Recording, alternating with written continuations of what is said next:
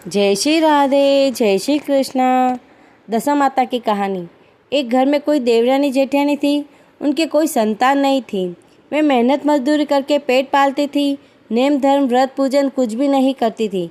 एक दिन दोनों सवेरे सवेरे गांव में आग लेने गई, परंतु किसी ने उसको आग नहीं दी। उस दिन गांव भर में दशा माता का पूजन था। दोनों खाली हाथ घर आकर एक दूसरे से कहने लगी कि आज तो गांव भर में दशा माता पूजन है, कोई आग देता ही नहीं, क्या किया जाए।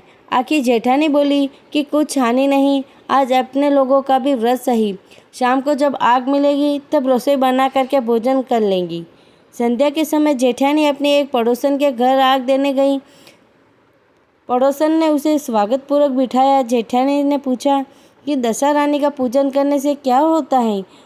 उसने जवाब दिया कि जिस बात की इच्छा करके व्रत के लिए जाए वह इच्छा पूर्ण होती है। तब जेठानी बोली कि बहन, अब की बार जब दशा माता के दिन आएंगे तब मैं भी व्रत लूँगी और पूजन करूँगी।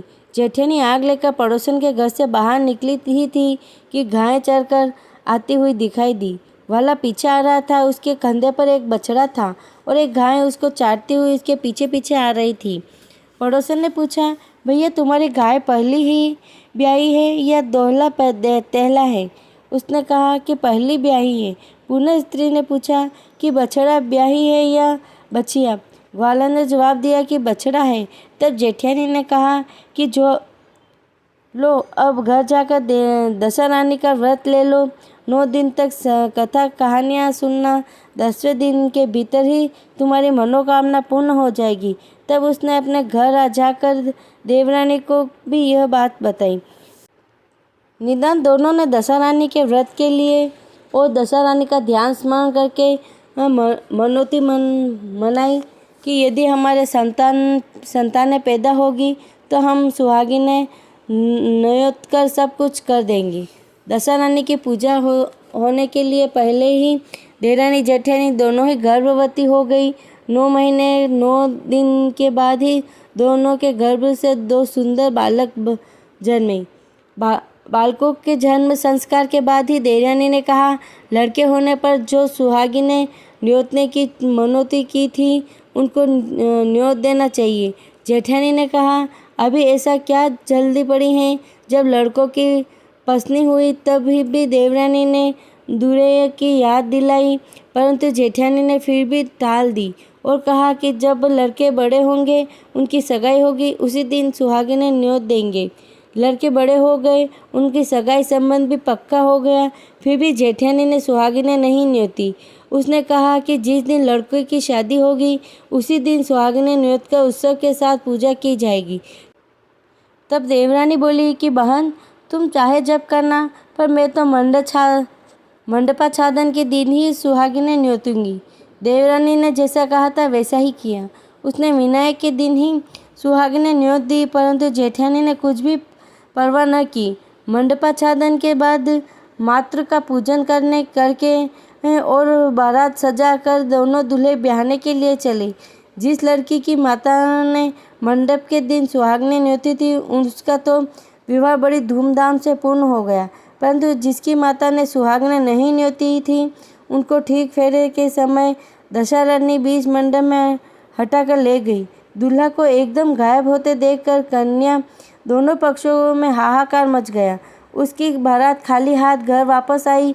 उधर लड़की की माता बड़े संकट में पड़ गई कि अब अधब्याही लड़की किसके सिर मंडी जाएगी। पास पड़ोस की चतुर स्त्रियों ने लड़की की माता को समझाया और ब्याह को जो सीधा सामान बचा हुआ था उसे उसी लड़की के हवाले कर दिया। लड़की मंगते भिखारी लोगों को सदा व्रत देने लगी। एक दिन एक साधु तीर्थ यात्रा करता हुआ उसी गांव की ओर आया। गांव से बहुत दूर घने जंगल में एक बड़ा पीपल का पेड़ था। लोग उस पेड़ के को पारस पीपल कहते थे। उसी पेड़ से में दशा माता का निवास था। साधु चलता चलता शाम को उसी पेड़ के नीचे ठहर गया। वहाँ अंधेरा हो गया था। जब दिया बत्ती का समय हुआ तो झाड़ूदार ने आकर उसी पेड़ के पास मैदान में झाड़ू लगाई। फिर मिस्त्री ने आकर जमीन छिड़की और माली ने आकर फूल बिखेर दिए। तब अनेक देवता अनेक प्रकार की पोशाकें पहने हुए आकर यथास्थान बैठने लगे। सबसे पहले पीछे स्वर्ग का राजा इंद्र का सिंहासन उतरा। उसी के साथ अनेक अप्सराएं साज सम्मान समेत वहां आई और इंद्र के सिंहासन के सामने नाचने लगी। उसी समय दशा माता उस अधब्याह लड़के को गोद में लिए पीपल के पेड़ से उतरी। इंद्र के साथ साथ स्वर्ग से एक सूरा गौ भी आई थी। उसने 2 कटोरा दूध दिया। लड़के ने अधब्याही के भाग का 1 कटोरा दूध अलग रख दिया और 1 कटोरा दूध पी लिया। जब तक नाच तमाशा होता रहा, दशा माता लड़के को गोद में लिए बैठी रही। सवेरा होते होते देवताओं का दरबार भंग हुआ। साधु भी वहां से चलकर गांव में चला गया। वही साधु गांव में भिक्षा मांगता मांगता उसी अधब्याही लड़की के घर आया। लड़की ने उसके लिए भोजन बनाकर तैयार किया। बाबा जी भोजन करने बैठे तब लड़की ने 3 पत्तले परोसकर एक को अधब्याहे वर के नाम से अलग सरका दिया। एक पत्तल बाबा जी के सामने परोसी और 1 पत्तल उसने अपने सामने रखी। बाबा जी ने अपने आप कहा, वाह, जो बात वहाँ देखने को आई थी वही बात यहाँ भी देखने में आ रही है। लड़की ने पूछा, क्या कहा बाबा जी? बाबा ने बात टालते हुए कहा, हमें वैरागी लोग ऐसी अनेक बातें ही कहा करते हैं। तुमको इन बातों से क्या प्रयोजन है? तुम तो भोजन करो और भगवान का भजन करो। लड़की हट कर गई। उसने कहा कि जब तक आप इसका भेद नहीं बतलाएंगे मैं भोजन नहीं करूँगी। फिर भी बाबा चुप रहे। तब लड़की बोली कि आप साधु हैं, मैं सती हूँ।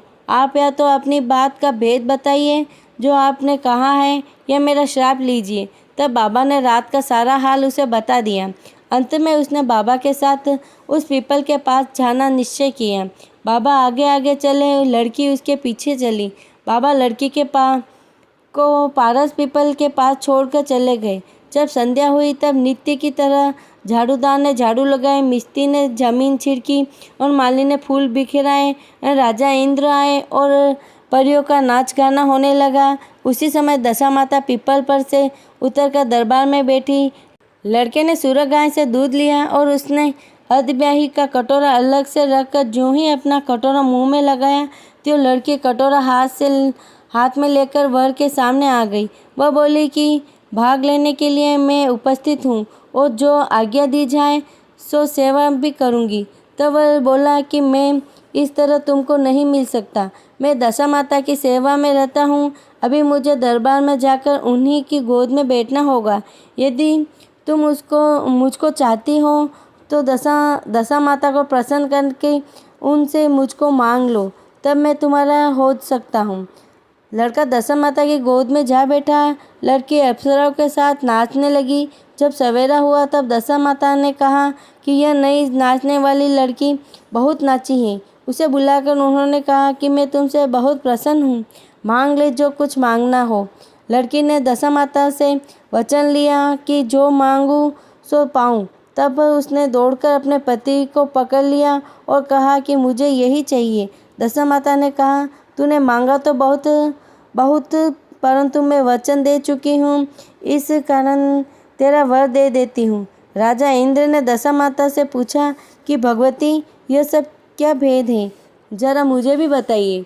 तब दशा माता बोली कि यह लड़का मेरे ही वरदान से पैदा हुआ था। इसकी माता ने मनौती मानी थी कि जब लड़का पैदा होगा तब सुहागने को न्योता दूंगी, परंतु आज तक अपना वचन पूरा नहीं किया। इसी कारण मैं अपने दिए हुए बालक का विवाह मंडप से हर लाई थी। वह लड़की अधब्याही स्त्री है, परंतु प्रता है। इसी कारण यह देव समाज में पहुंचकर मुझसे अपना पति छीनने लिए जाती हैं। दशा माता के ऐसे वचन सुनकर इंद्र समेत सब देवताओं ने वर कन्या के ऊपर फूल बरसाए। तब तक साधु बाबा भी वहां आ गए।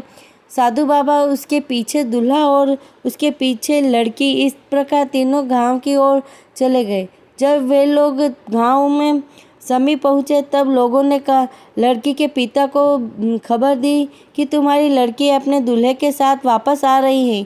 जिस दिन से लड़की चली गई थी, प्रथम तो उसी घड़ी से वह लोकापवाद में मारे घर से बाहर नहीं निकलते थे, और जो और भी नई बातें सुनने में आई तो उसने किवाड़ बंद कर लिए थे। उसने समझा लड़की बाबा के साथ साथ आ रही होगी। उसे संबंध में लोग मेरा उपवास कर रहे थे, किंतु जब गांव के गणमान्य और प्रतिष्ठित लोगों ने भी उससे वही बात कही तब वह लजाता शर्माता घर से बाहर आया। और जब उसने दरवाजे पर सचमुच लड़की के साथ दामाद को खड़ा देखा तब तो उसकी प्रशंसा का पार न रहा।